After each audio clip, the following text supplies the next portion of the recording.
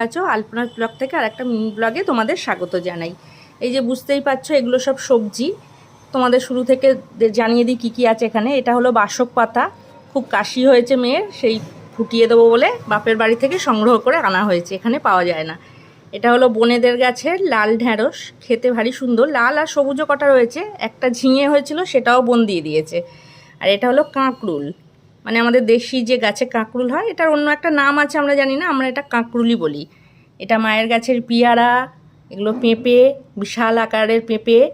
এটা মায়ের গাছের কুমড়ো, মায়েদের গাছের লেবু।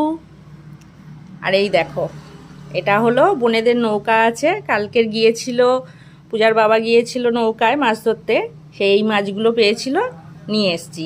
ইলিশ মাছ দুটো, ছোট ছোট দুটো ফ্যাঁসা, আর একটাই দেখো বড় সড়ো ভোলা।